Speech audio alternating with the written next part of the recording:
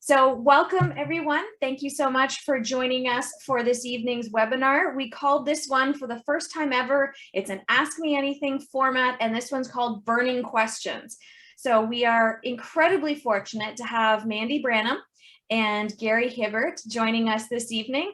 And I couldn't think of two more awesome, well-rounded, opinionated, educated investors to have join me in this. So I would imagine we'll have a little bit of debate, some different opinions going on here. But at the end of the day, I know we're all we're big supportive community. So I know we'll have a great time. I'm going to share the screen with you. There we go. So thank you very much to both Mandy and Gary for joining us, and thank you to all of you for joining us as well. These webinars are something that I really look forward to, and I'm always so happy to see everyone who's able to attend and hear your feedback. So just a little kind of overview of Zoom, which I'm assuming at some point I'll get to the point where maybe we won't be having these online, but for now, just a quick reminder, this is a webinar style format, so nobody will have video cameras on. And in order to converse with the panelists, so there are two tabs at the bottom of your screen. One says chat and one says Q&A. So I do like to use the Q&A because as we have an ongoing conversation, if you type a question in the chat box, there's a good chance that it'll get lost as the conversation flows. So if you have questions for the people who are joining us or for us to discuss tonight, please use the Q&A tab that's at the bottom. And if it's for a particular person, please make sure you put their name first. Like if you have a question for Mandy, you say Mandy and then her question, and we'll make sure Mandy gets first crack at it. And then if Gary and I have anything to add, we will jump in. If you're going to use the chat box as we have been just for conversation back and forth among the people here, please make sure you click the drop down and change it to everyone. Zoom will default to hosts and panelists, which means that only Mandy, Gary, and I can see your comments. So make sure you click the drop down so that you're interacting with everyone. I think that's it for housekeeping. That should be everything. So our agenda for tonight, super simple, easy. I know a lot of people are in March break mode. Maybe people are joining us with some pajamas and a glass of wine. So we're just going to do quick welcome and introductions. Then we'll dive right into the questions. We have some questions that were sent in advance, and then we'll be able to get to the ones that everybody is putting forward this evening. And then we're going to do a quick webinar wrap up as well. So a little bit about myself. I am your host for this evening. My name is Elizabeth Kelly. I've been a real estate investor for 17 years. I've done lots and lots of different strategies. I was a trainer for Rich Dad for 8 years. And about 4 years ago, I started as a coach. So I specialize in helping people who are struggling with some point in their journey and they want to level up, they want to shorten the runway and be able to really focus on accelerating their timelines to save for retirement or to be able to leave their jobs and achieve financial freedom. We have Gary joining us this evening. Gary, absolute wealth of information, full-time investor. He's also a realtor. He's a podcast host, and he has a fantastic group as well where he supports investors through Smart Home Choice. And just an absolute wealth of experience. Also, literally one of the nicest guys I have ever met. Like when I'm on a webinar with Gary, I just want to squish him because he's so like sweet and kind and just an awesome person. And his wife is pretty awesome too, his wife, Darlene. And of course, we also have Mandy joining us. And Mandy and I, we've been friends for a long, long time. We go back years and years. And Mandy is a super high performer and achiever. One of the things I admire the most about Mandy is you always know what she's thinking and what she's feeling. Great listener, shares a ton of her experience. She was a JV of the year for REIN in 2019. She's built a phenomenal business as the JV queen, and she's done a fantastic job, from her market that she started in and expanding into other markets. And thank you so much, both of you, for joining us this evening. Thanks for having us here. It's my pleasure. So we do have some questions here that we can get started with. The questions that were pre-asked is, what's it like having your spouse as a business partner, which all three of us, of course, have our spouses who are involved in our businesses.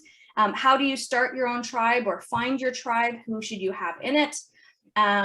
One of the questions that I knew was going to come up repeatedly, and it did, was when investing, people say the trend is your friend, but the current inflation levels are unsustainable. How do you capitalize on current market conditions, but hedge against the inevitable correction? So we'll have definitely a conversation about that. Somebody said they have $500,000. Would they get a better return in putting this into single family homes or a multi-unit building? And they're approaching this solely from the return perspective. Someone said, I have 4 mortgages with BMO. That's it for them. They won't grant anymore. Is there a strategy to obtain more personal mortgages? Which we can talk about that. I know you guys both have a ton of experience with that. What software do we use for analyzing deals and tracking assets and liabilities? And would we buy multi-units in Toronto? And I know, Mandy, you're going to have something to say about that because you bought a multi-unit in Toronto within the last year. So, all right. So why don't we get started with the question, what's it like to work with your spouse? Mandy, do you want to take that one first? Tell us a bit about what Larry does and what it's like to work with him. Yeah, so Larry came to join our business in 2018, and I will say that I did a lot of prep work before Larry actually joined the team. I mean, a female in this industry, we take control, we are very active. I have a lot of people that are like, what's it like being a female in a male-dominated industry? And I'm like, oh, it is. I mean, like, I know it is, but I don't, like, those things just kind of don't penetrate in. So I was just very aware of having Larry come into my business, but it wasn't my business. I needed to make it very clear that he had roles that he looks after, and I have things that I look after. So it wasn't like Larry was working for me. It wasn't a hierarchy in our household. We each had very important roles, and I made, I think it's really important to acknowledge that we have boundaries around when we start conversations in the morning and when we stop conversations at night. And almost like some safe words that are like I can't, like, not right now, like I can't do that right now. Or like, you can just tell in an energy wise where you're like, we're not going to let business come into this beautiful dinner we're having, or, hot tub, or, time on our boat. It's just like, you kind of just know your own little boundaries around when it's okay to talk business, when somebody's had enough and it's time to turn it off. So I think we all are always doing business, and there are times that we just know not to talk about business. Yeah, that's fair. I think that's absolutely fair. What about you, Gary? How do you and Darlene make the magic happen still? How long have you been married now? Ooh, we've been married now, 17 years? I think together almost 30 or something like that. It's been a long time. Oh, a long time. And so you gotta find your boundaries. You have to. Yeah. And I'll tell you this, in the beginning, it was very difficult because our personalities are so different and so unique in different ways. And so in the beginning, it was difficult, but also too, it wasn't as bad as it could have been because I was a realtor, so I was on the road a lot. She was a mortgage agent, so she was home a lot. Okay. And here's one of the things that really opened things up for me was when I was trying to explain to clients mortgages, because I had heard her talk about mortgages. So I'm like, okay, well, I know a little bit about mortgages. I started talking about it, and then I would get off the phone and she'd be like, wrong, nope, because it changes so fast. And then I'd heard her talking about stuff about real estate and, what's a good area to buy. And she'd get off the phone, I'm like, nope, wrong, right? So we learned very quickly, okay, look, you stay in your lane, I'll stay in my lane. But here's one of the best things that we did is when I joined real estate brokers a few years later, they have these personality tests, and there's a number of different ones out there. And we did DISC. DISC was one of the best ones, well, at least for us anyways, because there's 4 acronyms like DICS. So one's a driver, I is like an influencer, C would be like somebody who's a little bit more cautious, S, they like systems. And when we completed it, we realized how opposite we were, because I was an IS and she was a DC. So she was very more cautious, where I was more like, hey, let me jump in and I'll figure out how to swim. And so because of that, by doing that, we then realized what our strengths and our weaknesses were. And by doing that, it allowed us to then really start to split tasks in our business to say, you do this and I will focus on this. So you'll notice that she's never on like a lot of the webinars where she's talking, because that's just not her comfort zone. But for me, you know, I'll do more of those, because I like to kind of be out there and socialize and hang out with people, right? So it's very important to understand your roles, define them, and do that personality test. It's such a game changer. I love that, because that's so true. Most of us, when we choose our life partner, we do pick someone who's the opposite of us. So from a strengths perspective, it's great because it makes us a really, really well-rounded couple or team, but it's challenging because our communication styles are so different. And sometimes one person can actually lead the other person to shut down. Yeah. So it's absolutely, that's a great tip, Gary. I love that. And it looks like there's a number of people here this evening who are working with their partner too. That always makes it an adventure. I'd love to go into the talking about the trends and what's going on in the market right now. Do you want to take that, Gary? As a realtor, I'm sure you have a lot of insight into what's going on in the market right now, what you see. And then I would love to hear, you know, what you intend to do. You know, what are you doing with your investments in order to address that in the market? So what type of trends are we seeing, and do we think it's going to go up or down, and how are we repositioning ourselves? Yeah. Here's one of the things that I always tell a lot of investors that are either coming to me that are brand new or they've been in the game for a number of years, is they want to know where things are moving or where they're going. And I'll tell you this, when COVID first hit and I did podcasts with people, I brought them on webinars, nobody knew where the market was going to go. Nobody predicted that it was going to take off. And so here's a good tip, I think, for anybody, is don't worry if it's going to go up or down, because nobody knows, and nobody knows when it's going to happen. So yes, there's going to be, eventually it's going to correct. Eventually it's going to come down. Is it this year? Is it next year? Is it 5 years? Who knows? So here's what you do. Take appreciation out. Who cares about it? Don't worry about it. And what you do is you focus on fundamentals. Focus on fundamentals. Does it cash flow? And that's how you do it. That's the best way to do it, because if you focus on cash flow, rents follow inflation. And that's what I've always taught people. That's what I've been taught. And then I stick to it. That's what I do. Love it. Okay, perfect. That's fantastic. It is, we're not imagining things. It's harder to find cash flow now though, right? It is. And so now you got to be, you know, so sometimes you got to move from different cities, which I've done pretty much. When I take a look at my investing career, I first started off in Whitby, then I moved to Oshawa, then I moved to Curtis and Bowmanville, then I moved to Peterborough. Now I'm looking at the Kawarthas. So if you have to move, you can move, but you can also still find deals though in cities that I just mentioned. You know, you got to be a little bit more creative, a little bit more strategic. So there's deals out there. And now we're starting to see a little bit of a slowdown in the market as well too. A slight breath, but I think it's still going to continue to keep going up. Do you attribute that to the interest rate, the slight interest rate increase? I think it's a combination of a few different things. I think the interest rates. I think the war that's ongoing right now. Some people get a little bit nervous and they want to see where things are going.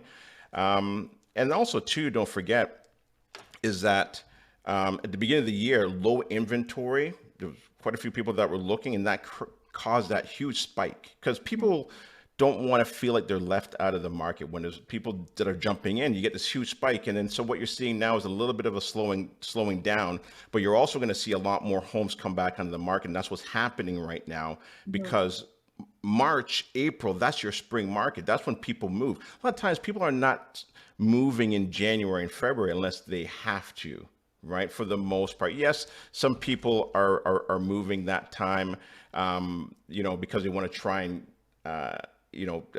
get into the market and make some good money while the market is hot. But for the most part, March and April is when people strategically move. Perfect. Love it. Thank you for that insight, Gary. What about you, Mandy? What do you got going on there in the markets? You know what? I'm not not a realtor. I remind people that like my finger is not on the pulse, but my finger is following, like Gary said, the fundamentals. So I'm looking at this going, is there still an influx of people coming into Ontario, into Canada? And the answer is yes. Immigration still on par. Is there still a shortage of housing? Yes, there's still a shortage of housing. Am I a rental housing provider? Yes. So I'm a strategic rental housing provider. So as long as I continue to create rental units, and I think the term that might be something that, people, we're kind of looking for, but I'm just reminding it. I look for like medium quality renovated units. So I think there's a lot of low quality units, and then people strive for the HGTV beautiful executive units. And I look and think, can I find properties that I can bring medium quality rental units? So bring things up to par from where they are, up to where they are. So, I mean, I'm constantly asking, how do I find and transform properties? I'm not a big, I'm looking for cash flow. I agree with Gary. No, appreciation's like the cherry on top. But stick to the basic human needs and say, there's still an influx of people coming in. Where can I create more housing that there wasn't there before, that works with the amount of capital that I have, with my risk tolerance, without, having to put in appreciation? And yes, my cities have continued to grow. So, yes, we have a large portfolio up in Sudbury. We stopped buying there more than a year ago now. But there's still a ton of people going up to Sudbury. You can go a little bit further. I know Windsor's still a popular market, and you just kind of keep going out. We do have a portfolio in Cornwall as well. So there's lots of properties for you, places for you still to go.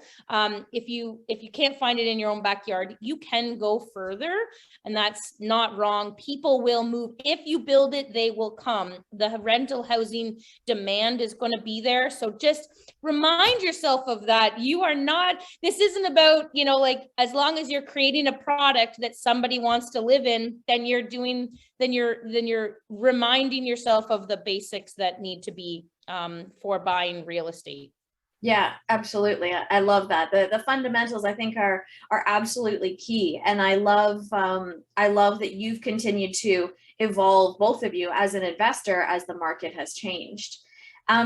Mandy, tell us about the apartment building you bought in Toronto. How did that fit sort of with your, was that like a deviation for you, or were you able to find just a building where the fundamentals worked? Sorry, did I put you on the spot? No. So I bought that with emotion. I bought that for my daughter to go to college, and there was a lot of emotion in it. So we got 75% loan to value. We had to come up with about $650,000 for a down payment. Okay. We got one of the tenants from the 3-bedroom to go down into a 2-bedroom that we didn't know was going to be vacant upon closing, but yay for us, we had a unit that was vacant. So we moved a tenant down. My daughter moved into the 3-bedroom with 2 of her roommates, and then the 1-bedroom or bachelor apartment in the basement had major plumbing issues, and so we said we're going to have to repair those. It was like water all over, growth and mold.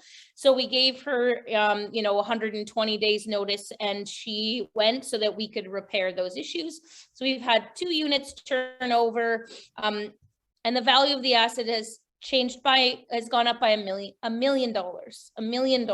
In 2 years? Year and a half? No, 1. Holy Toledo. Crazy. So we don't buy for appreciation, but I man, know it happens. But guys, like when I was buying, if I would have known that it was $3 million, I would have went, of course, this is great. What a great investment. But you don't know that. And the stress that I was under to close on that property, double land transfer, up to the very end, sight unseen offer, $200,000 deposit. Like, you need to have your big boy pants on to be able to play in that circle. And I would have told you that I was ready. And I came down to it, and it was one of the hardest purchases that I have closed on. And we are just renovating it right now. We're kind of, taking a breath, thinking, do we keep it? Or do we transact on it and see that lift, maybe after commission and all that kind of stuff, maybe like $750,000 in a year. But I'm telling you that I didn't know any of that going into this, and it was a very difficult purchase to be able to transact on. So I'm not pretending that it's like all sunshine and roses over here. There was a lot of hurdles, a lot of obstacles, like big costs to be able to get into an asset like that. Yeah, so I don't know if it's duplicatable. I think a lot of investors have those properties, they have those closings, and they remember them for like their entire careers. There's some properties that it's like a hot knife through butter, and it just happens and it's easy. And then there's other closings where it's like everything's a struggle and nothing happens according to plan, and like everything just feels heavy and challenging. And I think making sure that we follow up on something like that and figure out, is there something we could have done differently that would have made this closing easier? Or is it just literally, it's the way the cards were dealt that particular closing? I love that you're sharing that it wasn't always roses and sunshine and that was an emotional buy. Yeah. And the thing though, too, to add to that is that is like when it's not roses, it's not going as smooth as you would like. That is when you're learning. That is when those opportunities become new skill sets that you can add in your toolbox. When it goes how it's supposed to, you're not learning anything because you learned what you were supposed to learn to make sure it went smooth. But when you're failing or having problems, that's when I've learned the most. And I think, that's why Mandy is so good, because she's made so many mistakes, but she's able to share them and teach other people, right? And it helps to kind of reinforce what she learned. Yes, absolutely. I couldn't agree more. And I think it's important too to recognize when you have that feeling in your stomach, when you're feeling anxious and you're feeling stressed out, like if we can take that and reframe it into, instead of, feeling anxious and stressed out, calling it excitement and recognizing that is growth, and that is you stretching outside your comfort zone and doing something where you might not have all the answers, but you trust that, you have the network of people around you to support you and help you take action to make the process as smooth as possible.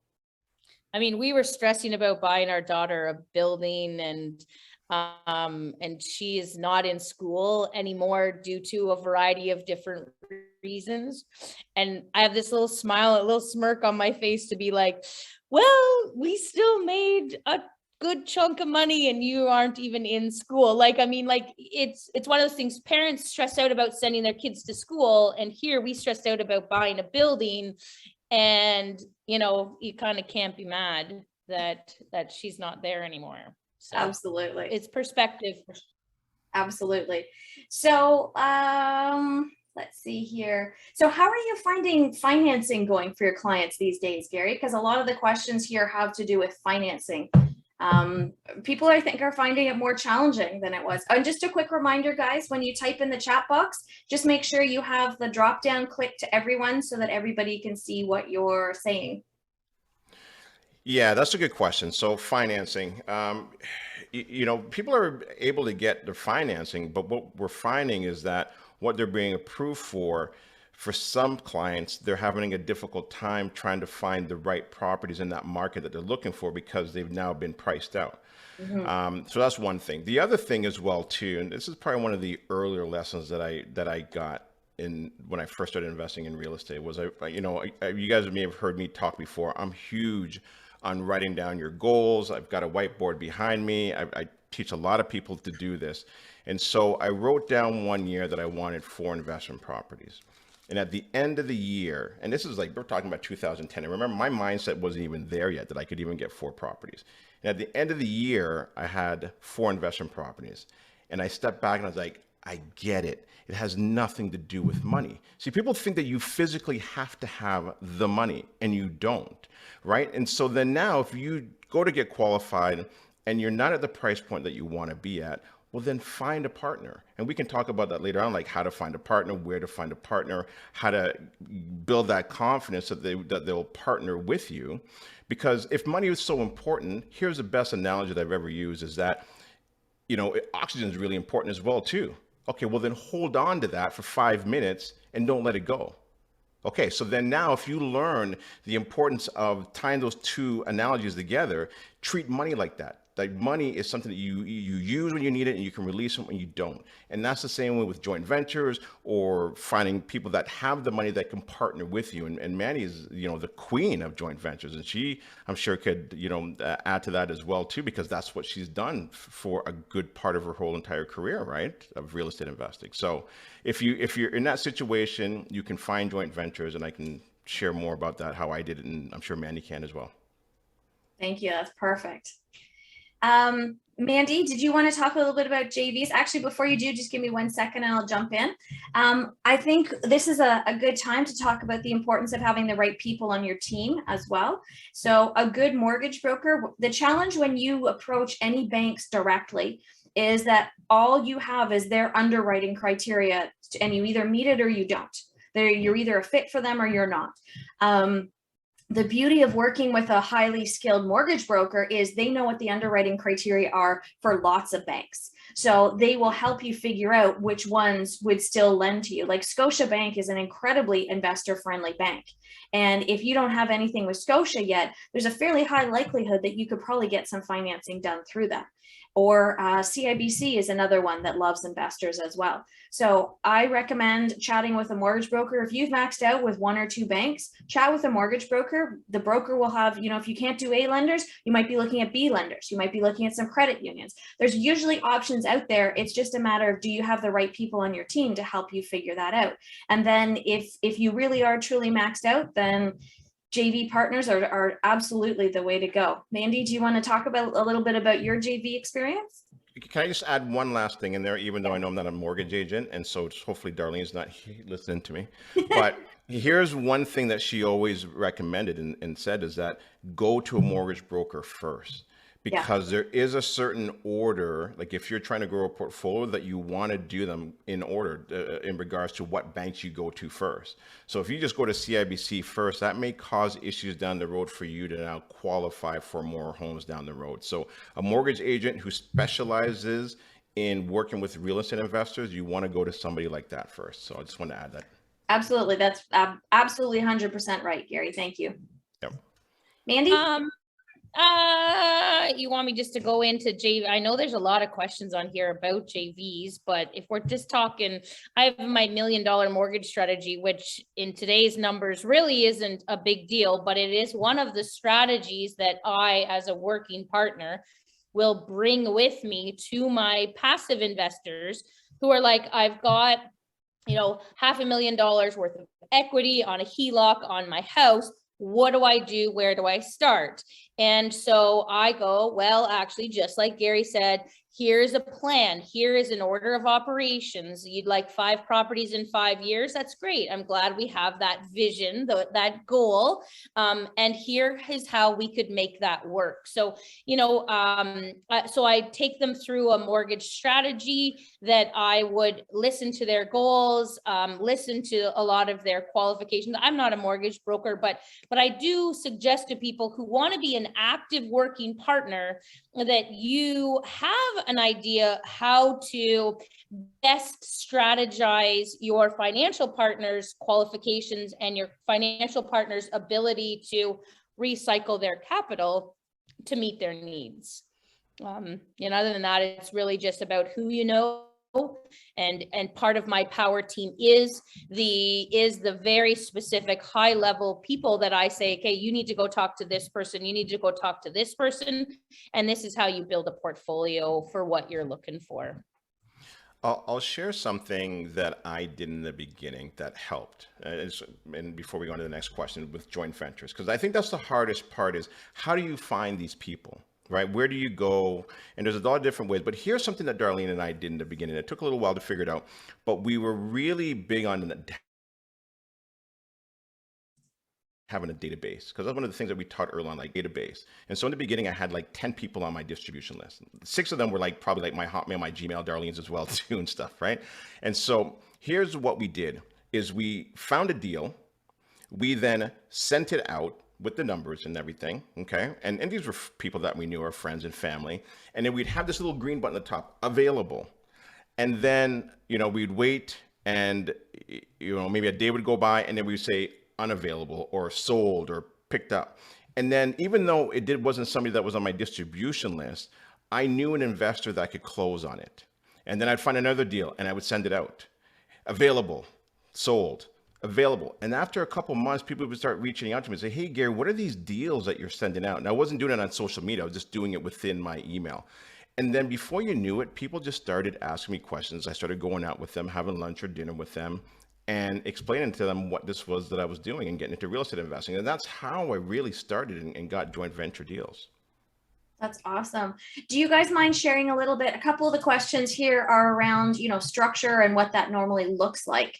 And just to let you guys know, my guest for the evening webinar in April is a lawyer as well as a developer, and we are going to be diving deeper into the alternative structure. So I think here with Mandy and Gary, we're going to talk about, what the traditional JV structure looks like.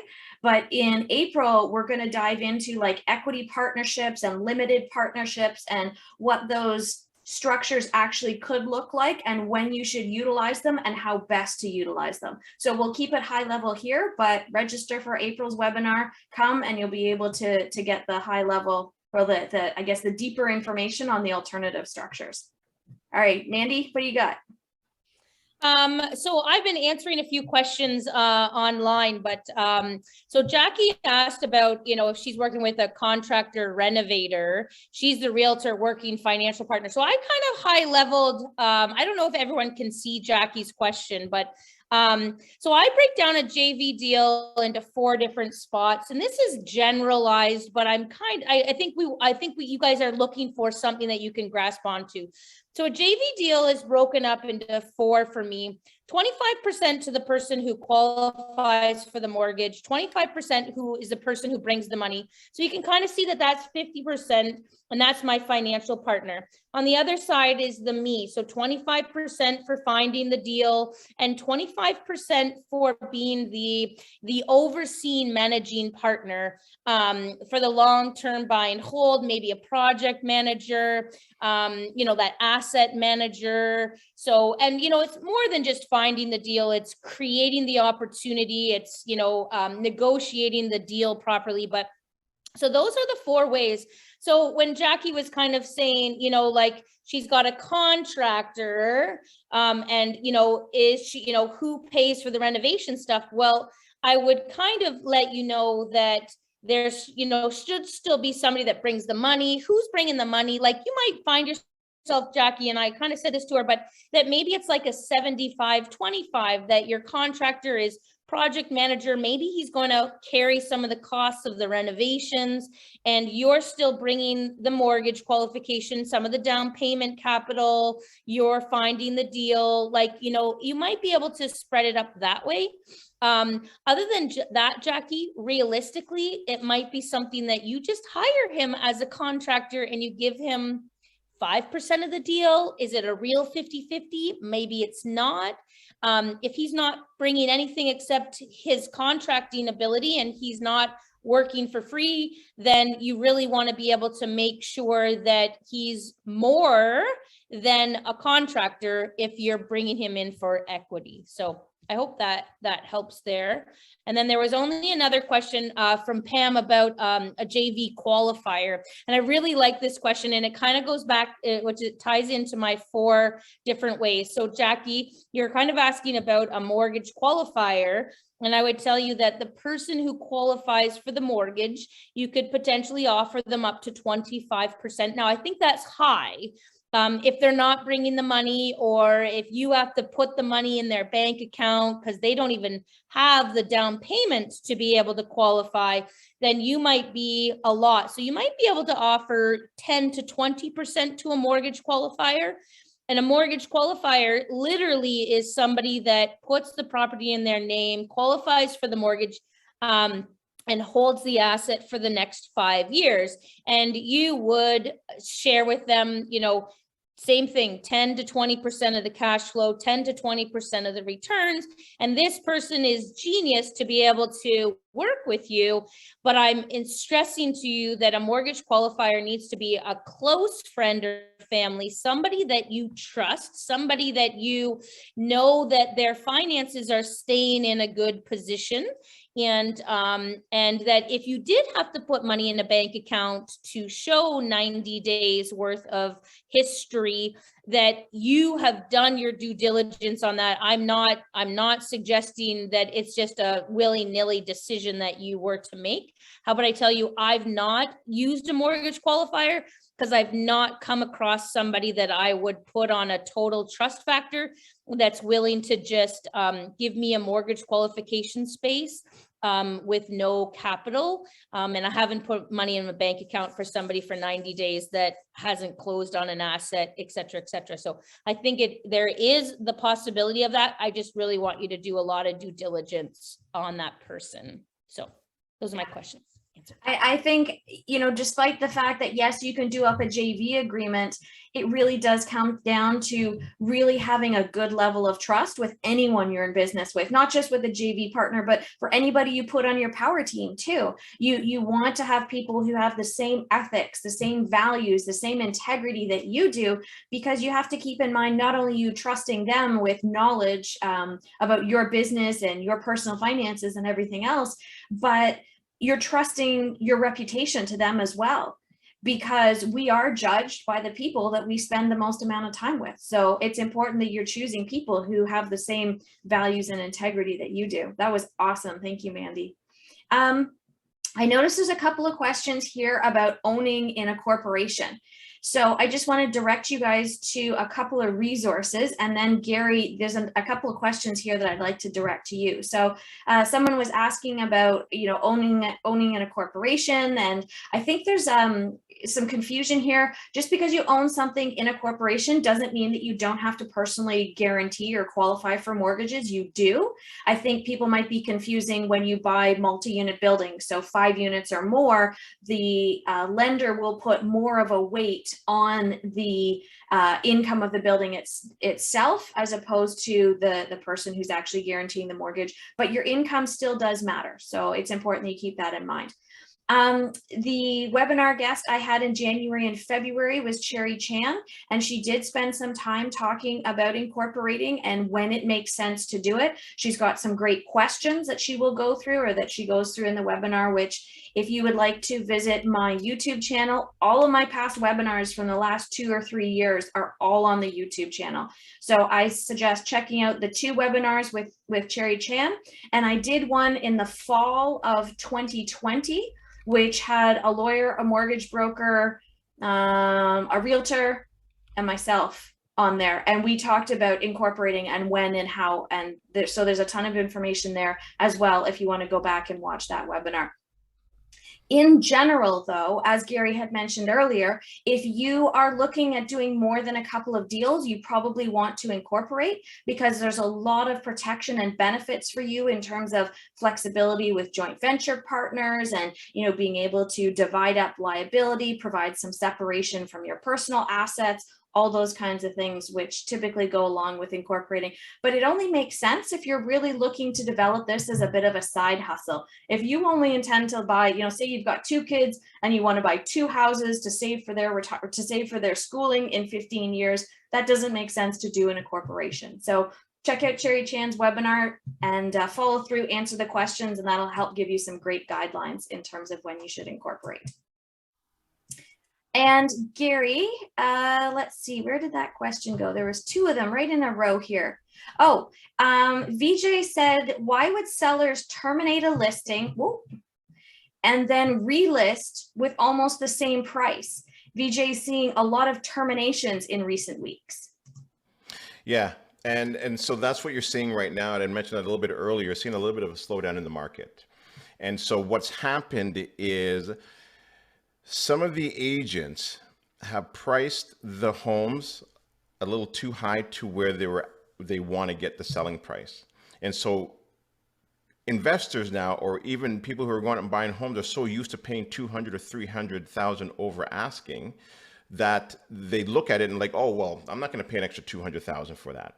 Now the market is starting to shift. And so what some of the times what they're doing is they take it completely off. They relist it because now there are new people that are coming into the market that hasn't even seen that previous listing. And now they may see it for the first time, not realizing that it was listed like a week ago or 2 weeks ago. And then what you'll also notice is that they do sell for that price sometimes, not all the time, right? So that's what you're seeing right now is that shift in that market. I've seen a lot of people who haven't caught up in what's been happening in the last month. So I'm still seeing people who are listing properties at low prices, hoping to incite a bidding war. And then when it doesn't sell for what they want it to, then they get pissed off and they reject all the offers. Right. And then they'll sometimes relist it at a higher price or sometimes relist it at a lower price. Is that you, Mandy?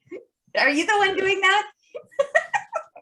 So I'll give you, you're spot on. So we had 2 duplexes in Aurelia, one that's really worth 650 and the other one that I wanted I wanted 700. And so for strategy reasons, we listed them both at 650. One is definitely not worth 650. It's worth 7. And the other one is for sure worth 650. But we were getting offers 630, 640 for the one that I wanted 700. And so I said to my realtor, I'm like, he goes, so what are you going to say yes to? And I was like, maybe a 690 because I want 7. So we took the property down and we left the one listed at 650, of which we've had no offers.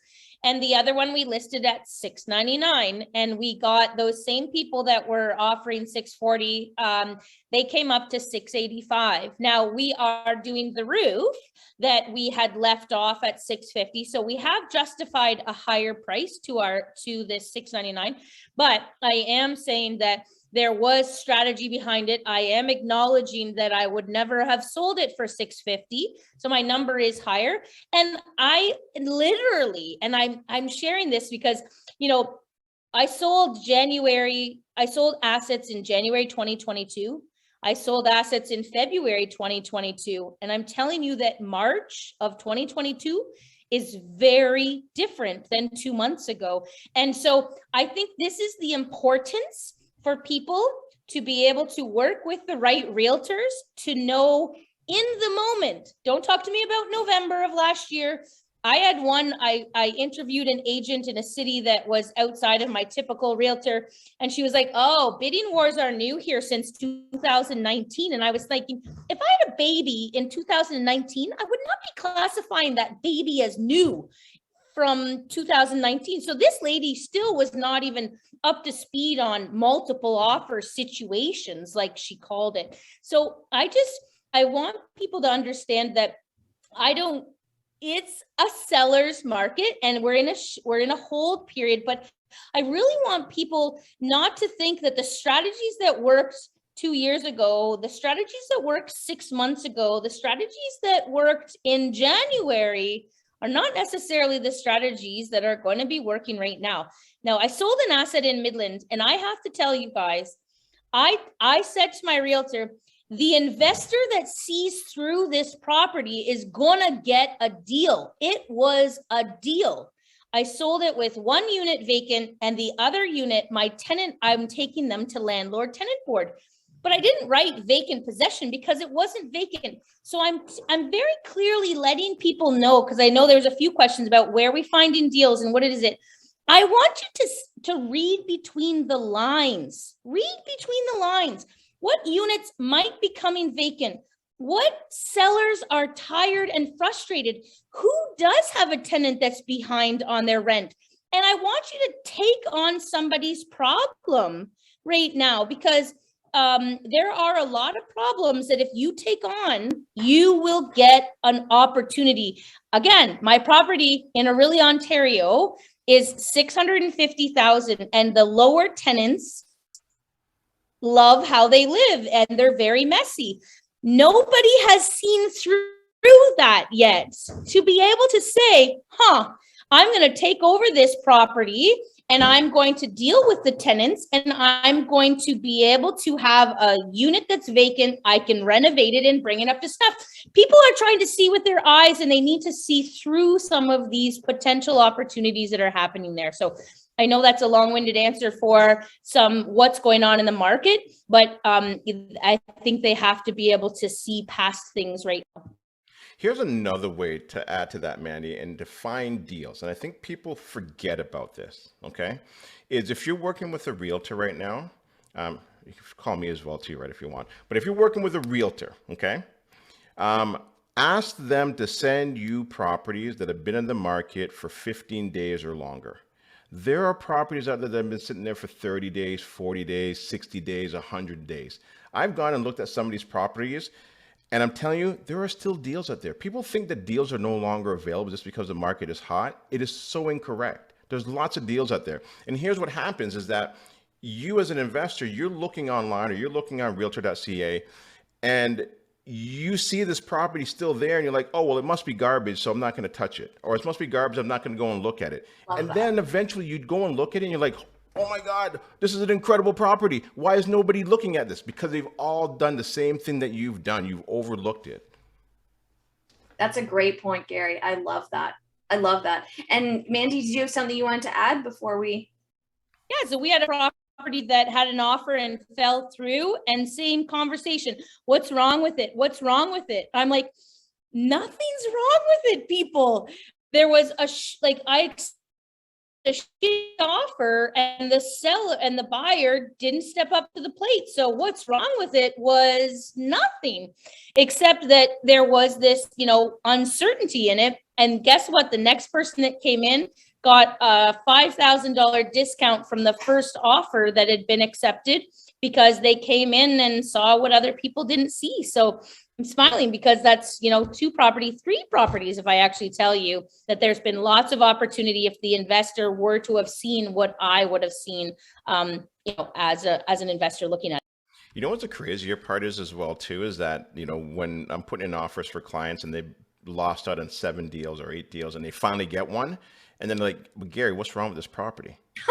But you won, you got it. Yeah, I know, but how come nobody else got it? How come nobody else outbid me this time, right? And so some people get into this mindset of there must be something wrong with this property. How come I finally got it? What did I not see this time? Yeah, I think we have to, as investors, we have to view ourselves as problem solvers. So our job is literally to get out there and find the problems that people have that we can solve.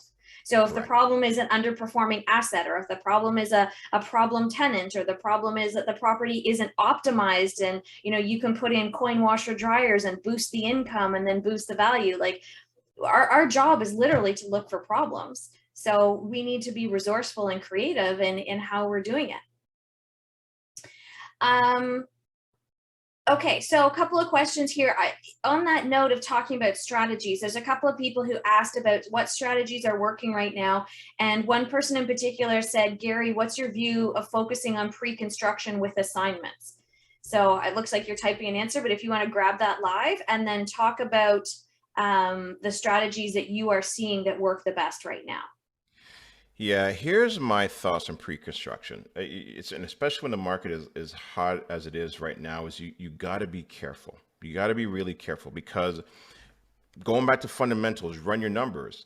And if you run your numbers and these properties don't cash flow and you get stuck with this pre-construction, what are you going to do? Are you okay with forking out $300, $400, $600, $700 a month on a property that's negative cash flow? Here's what it is. And since I've been investing in real estate, I get it. Like people have made a killing in pre-construction. I get it 100%. But here's the problem is that when a market turns, right, it can really put you underwater fast. So you got to be careful. And it's like this. Here's a great analogy. It's like walking by a house party at like 2 o'clock in the morning. Everybody's partying. People are jumping off the roof into the pool. There's red cups all over the front lawn. And you're like, man, I got to get into this party. This party is rocking. But you know what? The cops are around the corner. Okay. Yeah, And this I is one of love those situations right now where the cops are around the corner. And the last thing that you want to do is get caught when you're holding this property that may be underwater to, a year or 2 years from now, and you can't unload it and you're stuck. Yeah, I think that's fantastic, Gary. And I love that analogy. I was a mortgage agent for a couple of years until 2017. And I had a client who had 6 pre-construction condos that were closing over the space of a couple of years. And he was buying based on appreciation, which we said at the beginning of the call, you don't want to do that. And when you buy pre-construction, you're literally 100%, all of your money is on appreciation. And so he had these 6 closings that were happening. And unfortunately, the first property didn't appraise for what he was buying it for. So the first one closed and he was already underwater and upside down. And he still had 5 more that he had to figure out financing or figure out somebody else to buy it, because we all know what happened in 2017 when stress test came in and the market contracted for a period of time. And as much as, overall, the trend of the market is going to be upwards over time, year over year, there are periods in time where a market contracts. And we don't want to put ourselves in a situation where we become a motivated seller because we are buying strictly based on appreciation and it's not worth what we hoped it would be worth. So I fully second that, Gary. So if pre-construction does not light your candle, what are you focusing on right now? I am focusing on, here's what I'm focusing on. Okay. I like to always try to stay ahead of the curve. And so there was a property that I've got, just refilled it. And what I realized is that there's a lot of families right now that are blended, multi-generational families moving in, grandmother, mom and dad, and kids. And so then now what you can do is you can actually charge more rent for this multi-generational family where they're bringing in 150, 200K. And so start taking a look at properties that allow that. And you have to check with the city, because there are certain properties you can and can't do that with, where you can maybe potentially add another kitchen into the basement. But there's things you got to be aware of. But multi-generational properties is a great way if you don't like 2 families in a property. Some people don't like that, right? Some people just don't like the multi-unit, and I get that. And some people just like single family, but there's ways you can actually get some more money out of it. So great opportunity there. Yep. Yeah, I love that. I absolutely love that. I think it's a way for somebody who buys a property that has a granny unit and it's not legal. Maybe it's still a single family. And just like you said, so there's no stove in the basement, no big deal, because grandma is going to come upstairs to eat, or the 18 or 22-year-old is just going to come up for Sunday night dinners with mom and dad. And so you don't have to have the same legalization. It doesn't need to be legal if you're able to rent it to the same family. That's really important. And I really just want to remind people the control factor they have on a variety of different things. So what I'm looking for in the market is, how do I boost income? And that could be a garage that's not rented, storage space that's not rented, and keeping my renovations in tow and not over renovating for the timelines, not over renovating for the amount of contractors that I have available, not over renovating and forgetting, like, I got stuck with my pants down in 2020. Let's just be clear. Okay. 2020 came along. I had too many projects on the go. Contractors are limited to the amount that they could be in the property. Inspectors aren't coming into the inspections. 2x4s went through the roof. And I was having to be like, holy crap, what can I control right now? And how do I keep my projects moving forward? So I'm sharing that with you because I think it's really important that you don't over renovate, don't over, and if I hear one more person that says, oh, these renovations are going to take 2 to 3 months, I think, yeah, I don't think you grasp that. And if you do, it's because you're going to do the work, and that is a totally different thing that you can control. But I really just want people to understand that there still are, trades that are taking their time. They're very backed up. So quality work takes time. There still are major material delays. And items that people are having a hard time finding and getting. Permits aren't coming in on time all the time. And so I just want people to give themselves a safety net.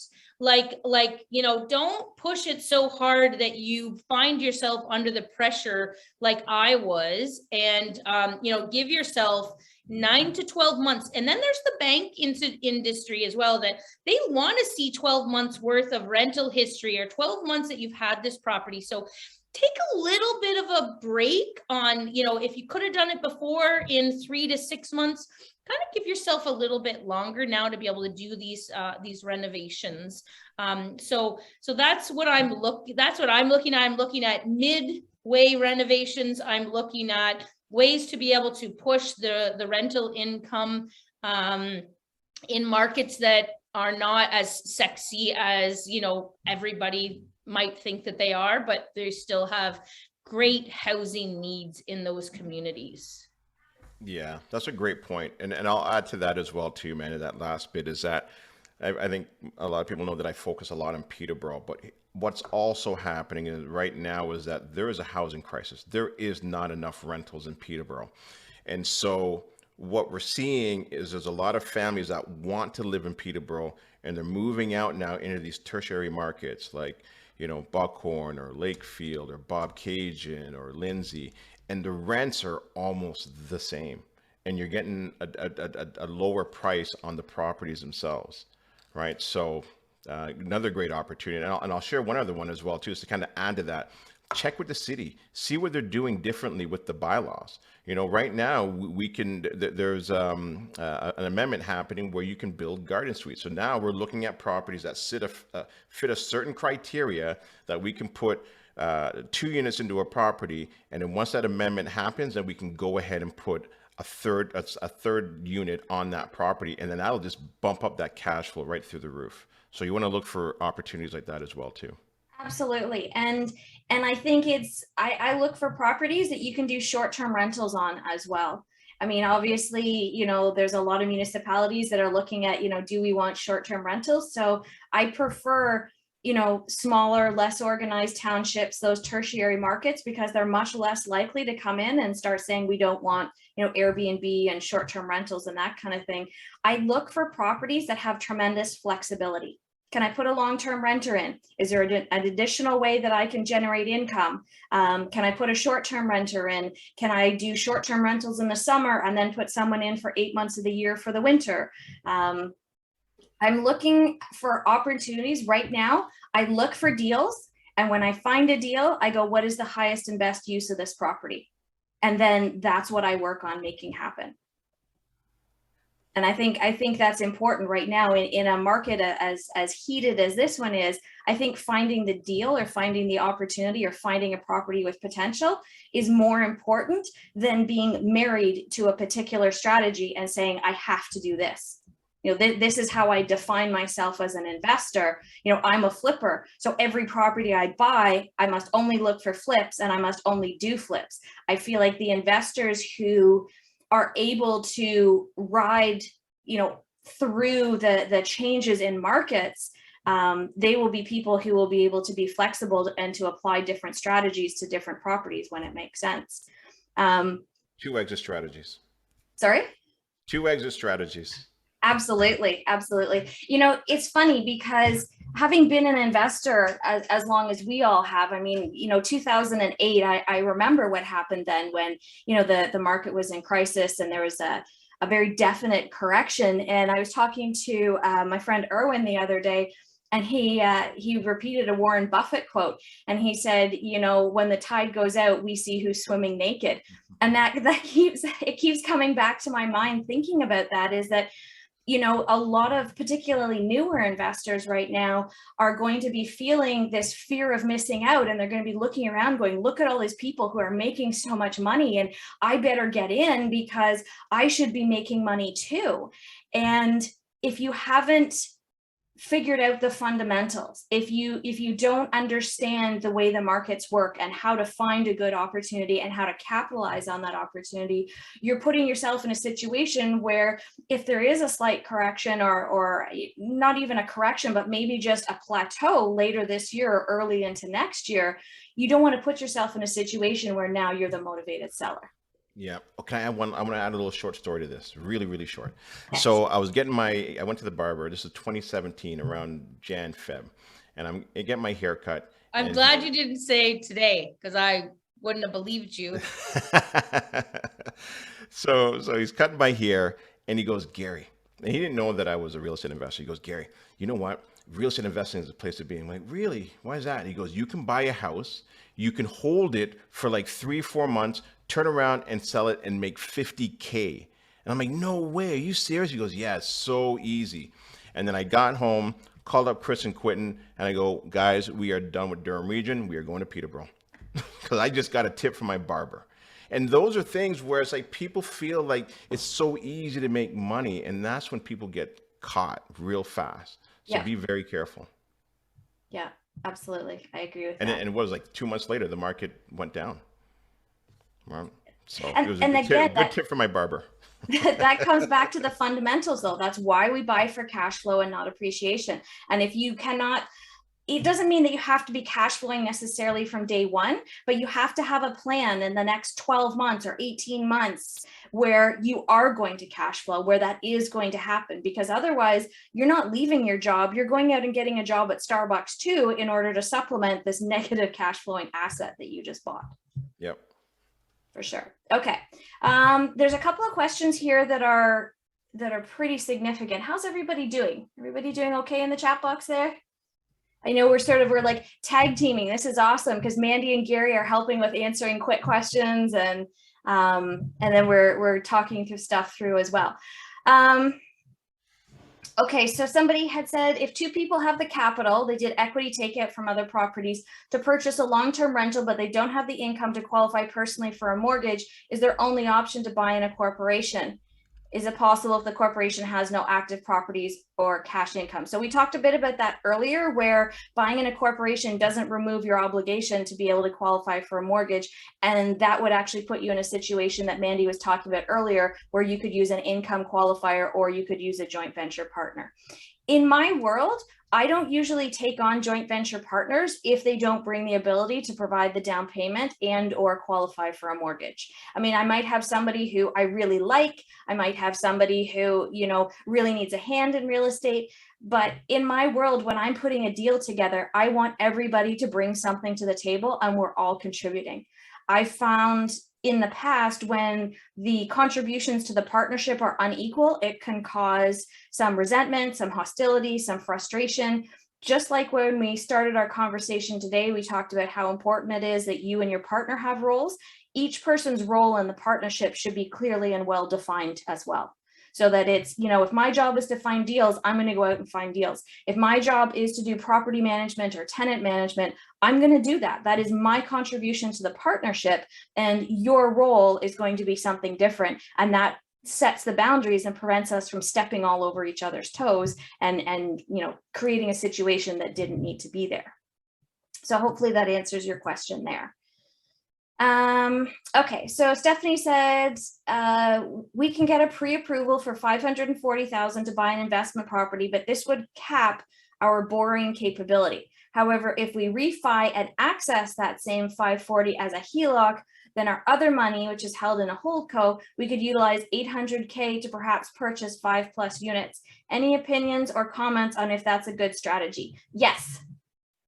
I think it's a great strategy. My preference is always to optimize everything in my portfolio first and then build from there. And that's why with a lot of my clients during COVID, as everything has been so challenging, we spent a lot of time looking at existing properties and going, how do we optimize this? How do we increase the income? How do we refinance that? And then how do we move on and acquire more when everything is optimized and performing to its highest and best capabilities?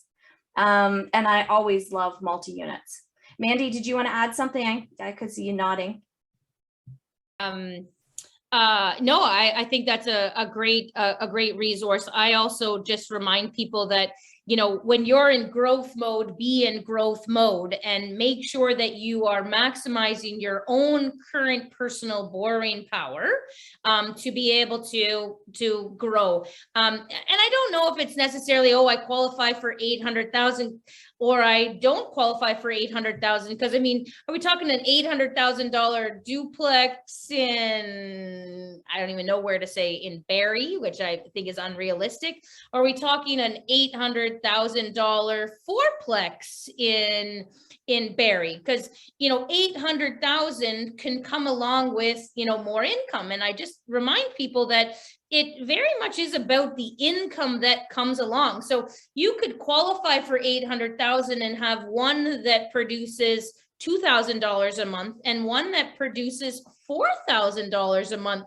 So the $4,000 property is actually going to allow you to qualify for more than per se the $2,000 a month duplex. Now, we're probably talking about very different assets, but I think that's my point, is that, you know, people, you know, without getting hung up on, can I qualify and I can increase how much I qualify for? I think that's great to acknowledge, but can you take 800,000 and go buy a sixplex in Sault Ste. Marie?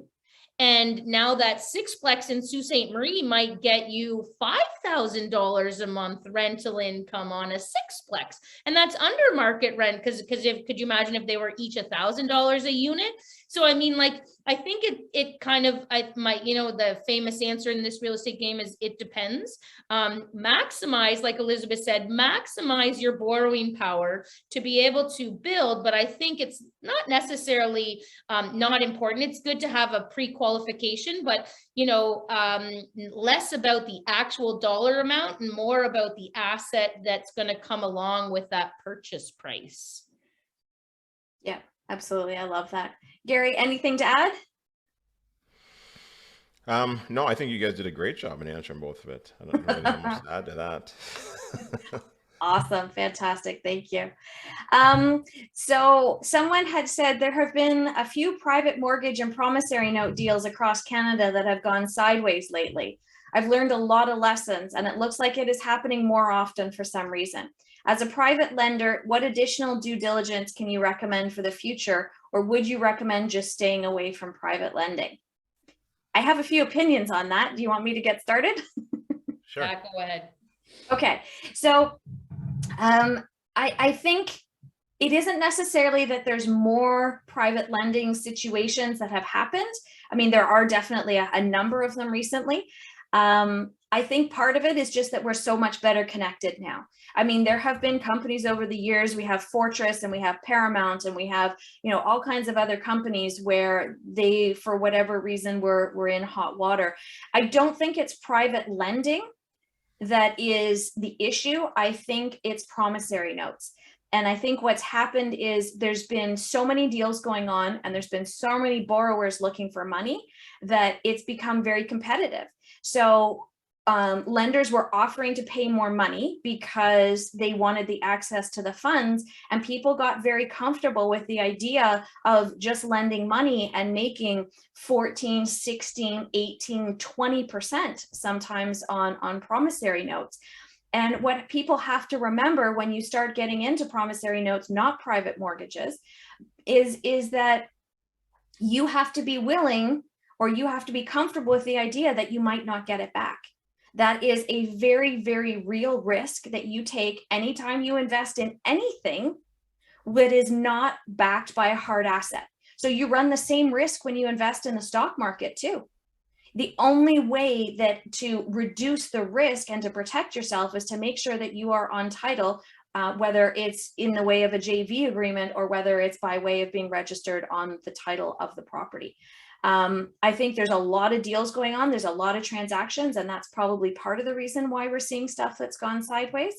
But the other thing that we have to keep in mind too is that, you know, when we become real estate investors, we don't think I'm going to become an entrepreneur. I'm going to become a business owner. I better go and educate myself on the basic concepts of business. You know, how do I manage cash flow? How do I, how do I keep my books?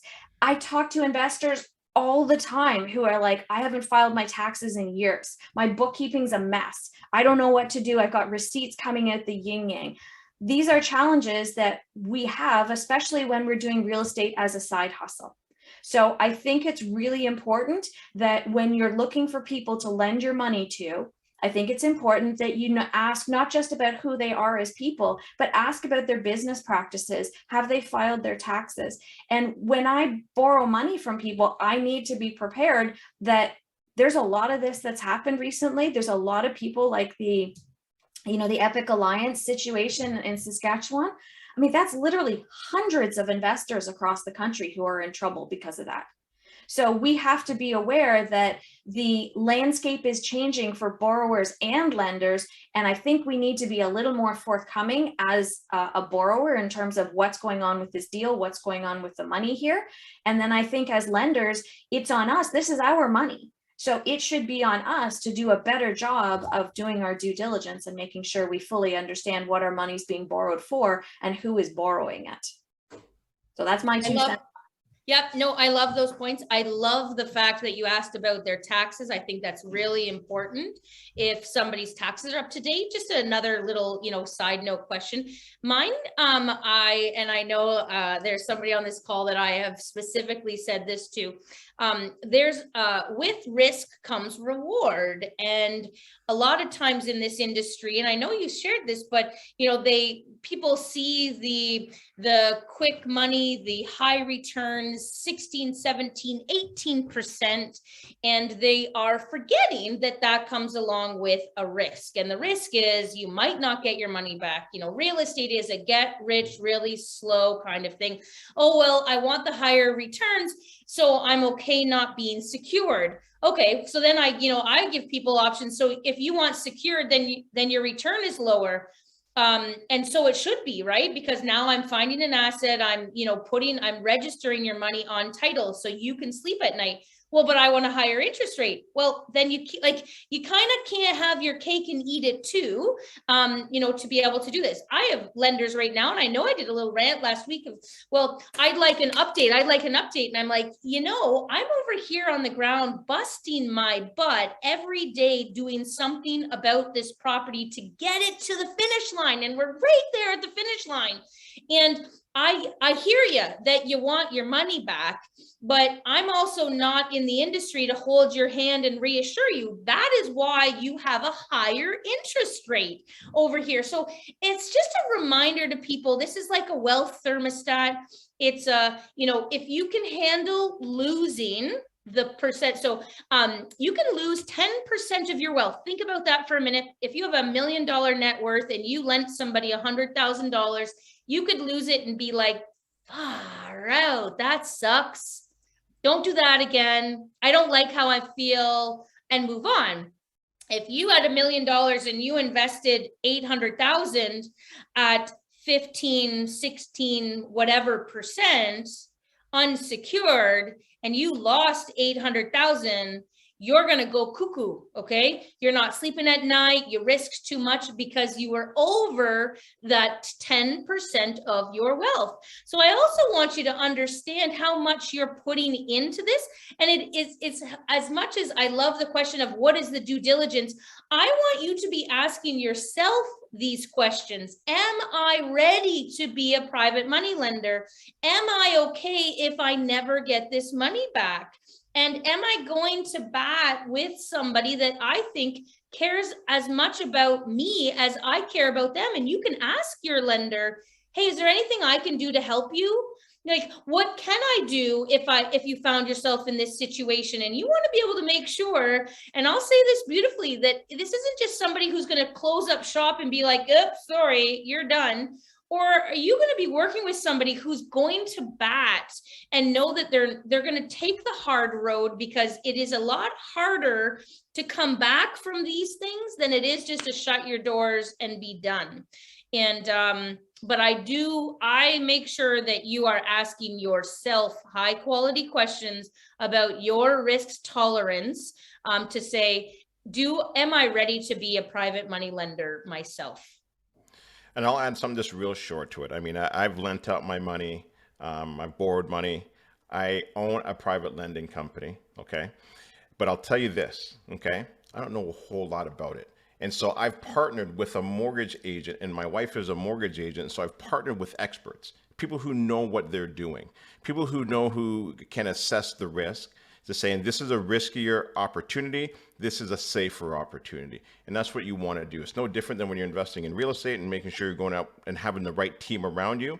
In private lending, the exact same thing as well too, right? Have a good team around you that can help assess that risk. Absolutely. I love that, Gary. I couldn't agree more. And that actually ties really nicely into Faith's question when she was asking how you find trusted contractors when they're working in different markets. And I think it's really important, whether it's a mortgage broker or whether it's a contractor or whether it's a JV partner. My go-to always is to ask in my network. Has anybody used this person? Does anybody, anybody have any experience that they'd be willing to share? Or if I'm entering a new market, it's, who have people used, and collect your name of people to start with from that perspective as well. It's really challenging, to find a good contractor right now. There's a ton of people who are, saying that they're contractors and they don't have the skills or the qualifications. People are providing money and the contractors are disappearing. It's important. I think referrals and word of mouth is my preferred way to find people right now that you could trust. What about you guys? Gary, what are you doing to find the right people? The way that we're always been finding the right people is through these type of conversations online. There's a lot of different forums online, a lot of different real estate investment groups. And this is a very small community. And if you're new to this and you just join just a handful of groups, you will see some of the same names pop up. You will see some of the same investors, contractors names pop up. And all you got to do is just ask. And people are more than willing to say, yes, this is a good contractor or a good accountant or whatever it may be, or no, just, be careful.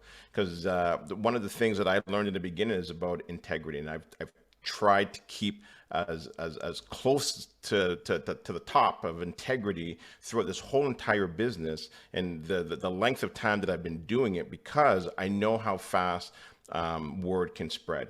And so just simply ask, and people will let you know. Yep. Yeah. Definitely contractors, realtors. Like, there's nothing worse than somebody saying my brother's cousin's best friend, my pastor's sister's cousin, whatever that is. So I'm going to use them. And I'm be like, I need somebody this is like the top question. Do you have rental properties? And if they have rental properties, then they get what you're going through. There's nothing worse than a contractor who's a great contractor. They have no idea, and they're going to renovate your primary residence, and they don't know how to cross over to that rental grade, to that, it needs to be clean, safe, and appropriate. But trust me, and I know I joke about this, there ain't no HGTV cameras on my job sites. And that's okay, because that's not the quality of renovations that I'm going for. If somebody says, oh, I need to cut that quarter round trim again because it doesn't match, said no contractor on my rental job site. Okay. Like, it needs to be done. It needs to be appropriate. But again, I really want investors to understand that anytime that they give away control to say, oh, my contractor knows what it is I'm looking for. No, you have given guidance to a contractor. My realtor knows what I'm looking for. No, you need to describe to your realtor what you're looking for, and you still are going to take control of the end factor. Here's another one.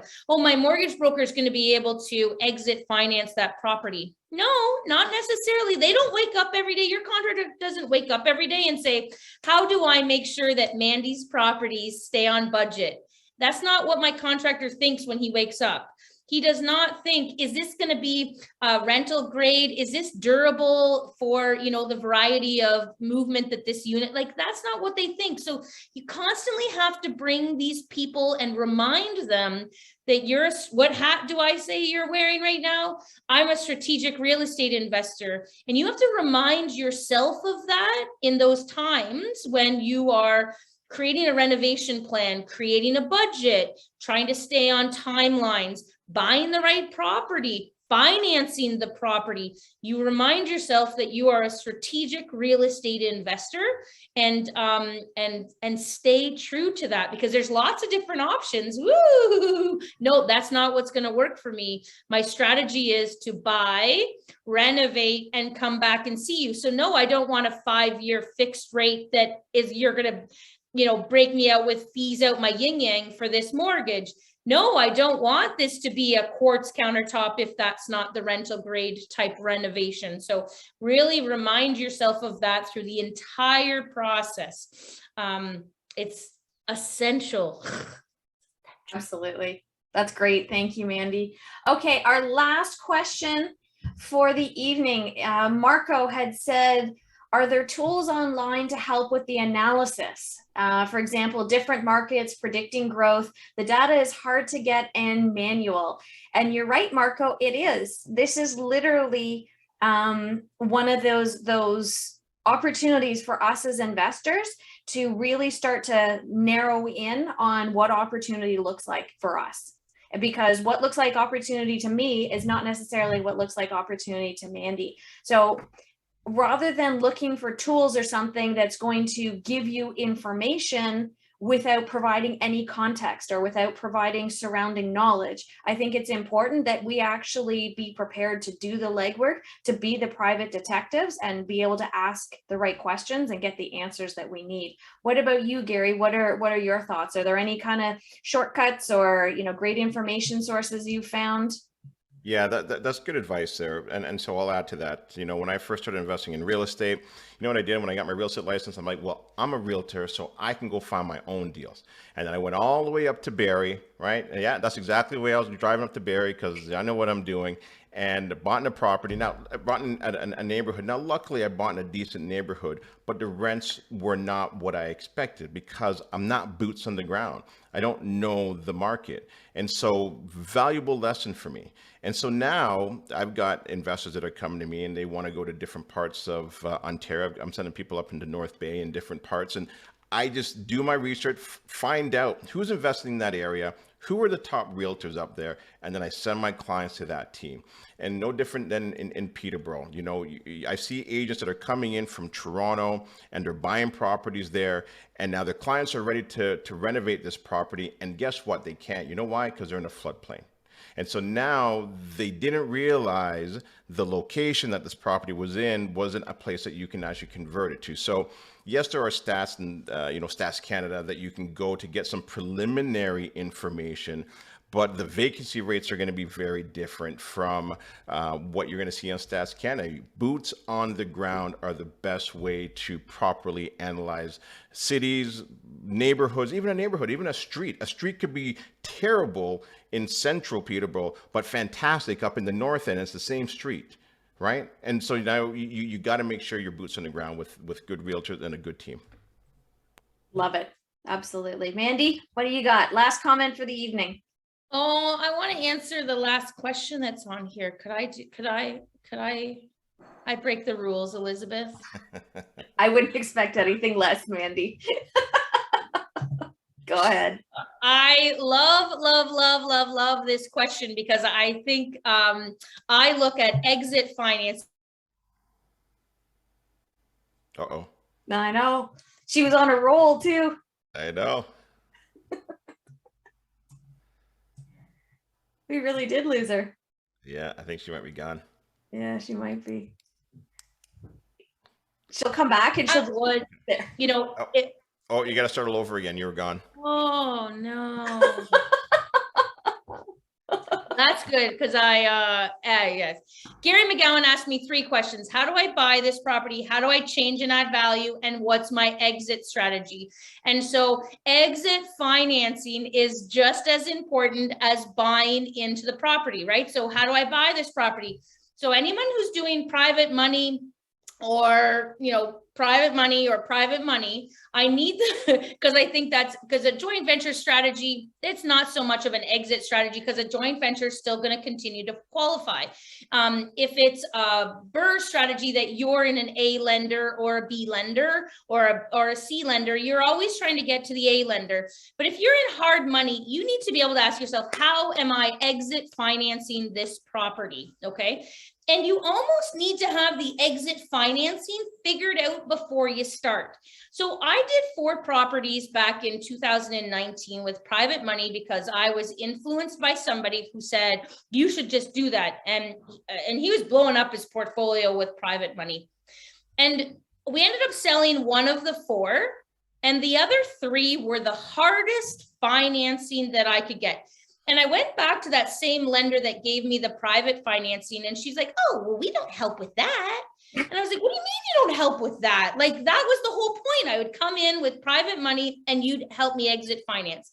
So I went to this gentleman that was, exit financing a bunch of properties, and he was like, here, go to BMO, and he set me up with a connection. But I started my exit financing about 4 months into a 12-month term because financing takes a long time. And I even want you to be able to have somebody say, no, you don't qualify. And you go, oh, that's why I started in month 4.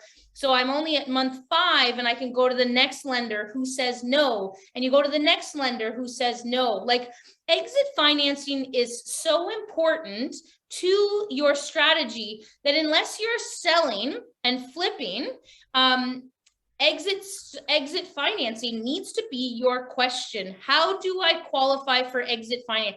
Am I going to be okay if I only get 65% loan to value? Am I okay if I only get 75% loan to value? Does the deal only work if I get 80? And if I don't get 80, what else do I do?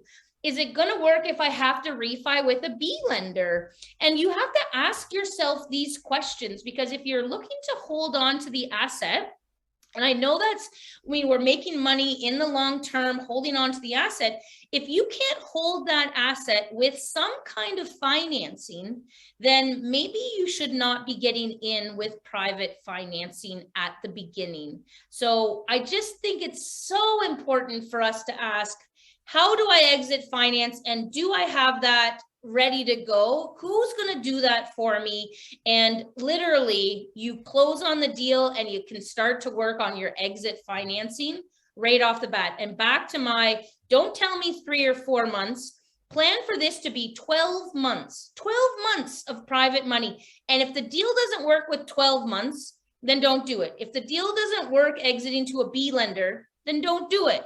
Like, all of these things, have to be in place for you to say yes to the property up front. Can you carry the hard money for the duration of the 12 months? And if the answer is no, then don't do the deal. So hard money is not all that it's cracked up to be. And I'm telling you, the JVs that come on board, I know people are saying, so what more due diligence? Go into a JV where you get 50% of the equity. Your name is on title. You qualify for the mortgage. You're with an A lender. What a win-win for the working partner who's got the deals, and a win for this private money lender who's saying, well, I want a high return. Slow your cash flow brain down. No, you're not going to get as high a cash flow as if you get on a private money deal paying 15%, but you might get 20% return in a variety of different ways, but you're secured on title, and everybody comes together for win-win. I honestly would tell people JVs look genius right now. If you are a financial partner questioning being a private money lender, go find a JV partner. And if you're a working partner who has the ability to keep deals going because you've got a great power team, then go find some financial partners, because right now is a great time to be working with joint venture partners. Love it. Absolutely. Thank you, Mandy. That was amazing. Gary, it's been so great having you. I'm just going to do a quick wrap up and then we can stay for a couple of seconds afterwards. So, as is customary with all of my webinars, we are doing a giveaway. To this evening's book will be Investor Financing, 7 Secrets to Getting All the Money You Want. Gary, can you give me a number between 1 and 80? And the person who attended, who is that this evening, who is that number, will be sent Dahlia's book. 3. Lucky number 3. 3. All right. So Mary Beth will be reaching out in the next 24, 48 hours to entrant number 3 for our webinar this evening. And we will send you Dahlia Barsoom's fantastic book on financing in Canada. And just a reminder, an invitation, if you are not already a member of both of my Facebook groups, where we have Canadian Real Estate Investment Hub, where we share deals, opportunities, people who are looking for joint venture partners like Mandy just talked about, then join the Real Estate Investment Hub. If you have more questions, ideas, you want to run scenarios by, you want to network and converse with other investors, then join the Canadian Real Estate Investing Mastermind, because that's literally all we do. No sales pitches, just supporting each other, sharing as a community, and talking about how we can all achieve financial freedom. If you would like to follow up with any of us, here are the different ways that you can stay in touch with us. So we're all, let's see, Gary, we've got email and we've got website, fantastic.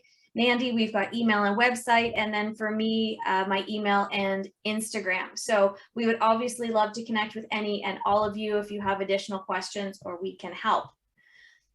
And my next webinar, which will be Monday, March 28th at noon, we're going to have Bob Gavro, and he is an accountant. And the reason why I asked Bob to come on is because this actually addresses what we were talking about earlier, where I said, you know, as investors, sometimes we don't have a lot of knowledge in terms of how to run a business. So Bob is actually going to come on and he's going to spend 45 minutes just sharing with us, how do we manage cash flow as entrepreneurs? So Bob specializes in working with entrepreneurs and visionary people, self-employed people. And I'm like, teach us the basics. We want to know, like, accounting is great, bookkeepers, all those other things, but teach us what we need to know in order to, if we're looking at the bank account at the end of every month and it's a negative, what does that mean and what should we do? So really, really excited to have Bob come on and do a little bit of cash flow management education with us. And then as I mentioned earlier, in April, we're going to be talking about the alternative partnership structures in addition to JVs. So thank you a ton for everybody who attended. I so enjoyed this format. I don't know, what do you guys think? Like, maybe I have to do this a little more often. This was so much fun. I love it. I love it. I love the unscripted dialogue conversation, because it allows us to, and for everybody that's listening, to see that, you know, who we are and that we're authentic, and we love doing this. So I love it. Thanks for doing this. I thought it was great. And you know, Elizabeth, you're a fantastic host, and Mandy, I always learn something new from you. I know, you guys are Both of awesome. you guys. Yes. And I like that question and answer thing. I didn't even know that was there before. So I might take that one from you. Oh, I am a fanatic about it, because I'll lose questions in the chat and then I feel horrible. So I'm like, questions go in the Q&A and everything else goes in the chat. That's awesome. I love it. Yeah, I think everybody's liking the format. I think it's really important to be in the now, and you know, there's a lot of stuff that you can go back and find, what questions to ask, how to, you know, how to qualify a contractor. But I also think it's like, how, like, again, we're March 2022. So these type of Q&As get us right now in the moment. And, you know, what are we dealing with right now? So I love this format. Love that. Thank you so much, both of you. Really appreciate your time. I know you guys have kids on March break, so go and have a fantastic time with them. Thank you so much to everyone who attended. You will be sent the recording by the end of the week when we get the editing done. And then a few weeks after that, this will go onto my YouTube channel. So feel free, you guys, hop over to YouTube and subscribe there. So that way, either way, you're never going to miss another webinar. All the best, guys. Have a fantastic week. We'll see you again soon. Take care. All right, Bye-bye. see you guys. Thanks. Have a good night.